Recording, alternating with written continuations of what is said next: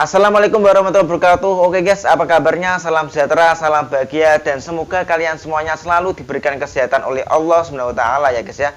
Oke guys, di video kali ini seperti biasanya kita akan mereaction beberapa video tentang kasus Vina ya guys ya. Di sini kita pantau terus kasus ini guys sampai sukses guys.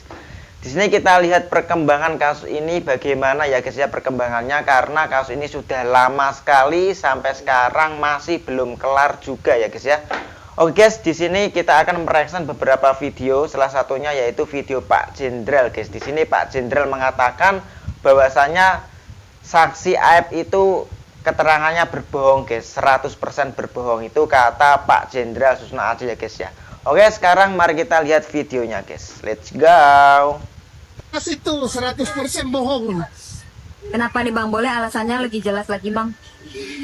Hah? Anda lihat di situ, itu berapa meter di situ? Berat dari sini ke sana berapa? 25 meter. Kamu bisa maka sepeda motor di sana. Nggak tahu kan? 100 meter itu di sana. Bisa ngelihat wajahnya nggak? Jam 10 malam, kondisi gelap.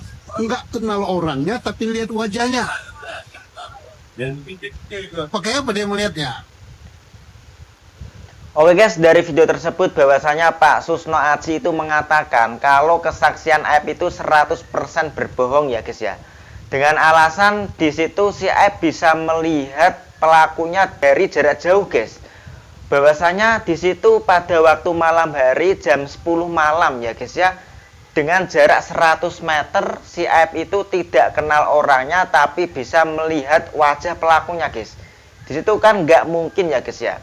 Dari pikiran orang normal itu secara logika nggak mungkin lah kita bisa melihat orang dengan jarak jauh itu tahu wajahnya dengan sangat jelas, itu nggak mungkin ya guys ya. Itu apalagi waktu malam. Kalau waktu siang aja itu masih remang-remang ya guys ya, dengan jarak yang sangat jauh sekali 100 meter ya guys ya. Apalagi di sini waktu malam dengan keadaan gelap ya guys ya. Dan disitulah banyak sekali netizen yang tidak percaya dengan kesaksian si Aib ini guys. Dan kita nggak tahu apakah si Aib ini benar-benar mengetahui ataupun dari keterangan si Aib itu tidak benar ya guys ya. Kita tidak tahu. Dan menurut para netizen gimana guys? Kalau ada orang yang tidak bersalah tetapi dihukum dan diperlakukan tidak adil, maka hanya orang-orang yang berpikirlah yang mau menyelesaikan persoalan itu. Dan itulah advokat.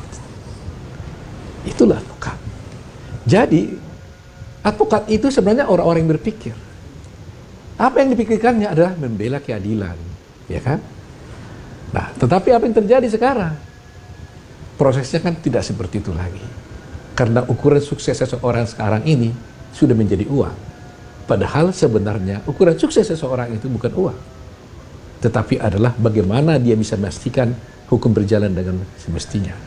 Oke guys, dari video tersebut bahwasanya Profesor Dr. Otto Hasibuan mengatakan kalau ada orang yang tidak bersalah tetapi dihukum dan diperlakukan tidak adil, maka hanya orang-orang yang berpikirlah yang bisa menyelesaikan persoalan itu ya guys ya. Yaitu siapa? Tim advokat ya guys ya. Memang di sini tim advokat itu membela si Peggy Setiawan ya guys ya, bahwa si Peggy Setiawan pada saat ini itu sedang dibackingi oleh 64 pengacara ya guys ya, atau dari tim advokat itu guys. Dan di sini Profesor Dr. Hasibuan mengatakan juga bahwasanya ukuran kesuksesan seseorang sekarang ini itu sudah menjadi uang ya guys ya. Padahal di sini ukuran kesuksesan seseorang itu tidak karena uang, melainkan bagaimana caranya hukum di negara ini bisa berjalan dengan semestinya ya guys ya, dengan keadilan yang sebenar-benarnya guys. Oke, itu adalah ungkapan dari Profesor Dr. Otto Hasibuan guys. Berarti ibu memang masih yakin bahwa Peggy ini memang bukan pembunuhnya? Yakin sekali bahwa anak saya tidak bersalah. Masalahnya gini loh, ini anak rajin sholat, terus tulang punggung keluarga, nggak ada waktu untuk main-main. Terus apa dia mau melakukan tindakan amoral seperti itu? Saya nggak yakin. Ini 5 waktu nggak stop dia. Bahkan besok pun dia lagi puasa. Nah itu. Jadi kami tim advokat sangat optimis. Kami pasti bebas. Oke, Bang. Benar juga ya guys ya apa yang dikatakan oleh tim advokat ini guys, bahwasanya Peggy Setiawan itu rajin sholat, terus menjadi tulang punggung keluarga ya guys ya. Terus masa sih Peggy Setiawan itu melakukan hal tidak senonoh seperti itu guys? Padahal di situ Peggy Setiawan itu nggak ada waktu untuk bermain ya guys ya. Terus di sini tim advokat juga mengatakan bahwasanya Peggy Setiawan itu juga rajin puasa guys. Nggak tahu ini benar atau enggak ya guys ya. Terus menurut kalian gimana guys? Apakah Peggy Setiawan ini benar pelakunya atau tidak? Karena kalau dipikir-pikir kayak nggak mungkin ya guys ya. Soalnya di sini kegiatan sehari-hari Peggy Setiawan itu tulang punggung keluarga, kerjanya ya kuli bangunan. Kita juga mengetahui lah ya guys ya, bahwasanya kerja kuli bangunan itu satu hari non-stop ya guys ya, dan tidak ada waktu untuk bermain juga karena habis kerja badan sudah pegal-pegal ya guys ya, dan maunya itu ditidurin badannya ya guys ya karena sudah pegal sekali, dan pokoknya nggak ada waktu bermain-main guys. Oke. Apa hubungannya kasus pembunuhan ini sama ijazah sama KTP? Kecuali kalau pemalsuan ijazah ataupun ijazah ini dipakai untuk membunuh. Benar juga ya guys ya, apa hubungannya ijazah ini dengan kasus pembunuhan Vina ya guys ya? Nggak ada hubungannya sama sekali. Kecuali kalau pemalsuan ijazah, lah itu baru ijazahnya diambil, dibuat sebagai bukti ya guys ya. Dan ini kasus pembunuhan Vina guys. Kenapa yang diambil dan dijadikan bukti itu adalah ijazah dan juga KTP ya guys ya. Ini kan nggak sinkron ya guys ya. Dan lucu sekali. Karena kasus pembunuhan itu seharusnya yang diambil itu barang bukti sajam atau jaket pas waktu dibuat untuk membunuh ya guys ya. Pas waktu dipakai. Tapi ini yang diambil malah ijazah guys. Kecuali ijazah ini digunakan untuk membunuh ya, baru itu bisa dijadikan sebagai alat bukti ya guys ya. Wow, gila. Ada lagi saksi Budi, kawan satu sel dengan 7 terpidana kasus Vina dan Eki. Ini kalau benar terjadi peristiwa hukum ini negara udah gila, udah koplak, udah kacau. Udah kacau, negara udah nggak beres. Orang nggak bersalah dituduh dan divonis. Masya Allah. Ya, 7 orang ini ternyata katanya salah tangkap menurut keterangan Budi. Sesuai dengan apa yang didengarkan dari curhatan-curhatan 7 orang ini.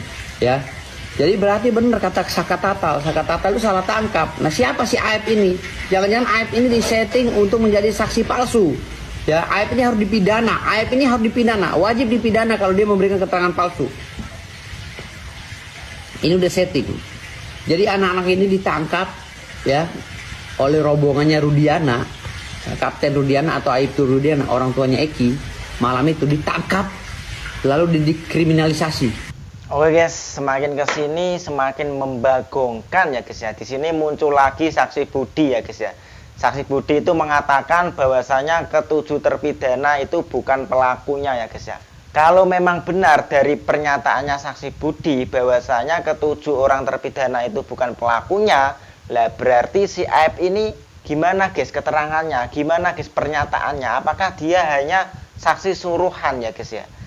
Dan kalaupun di situ benar-benar terjadi salah tangkap ya guys ya, dari 8 terpidana termasuk si Saka Tatal itu ya guys ya, berarti di sini waduh sudah kacau negara ini guys.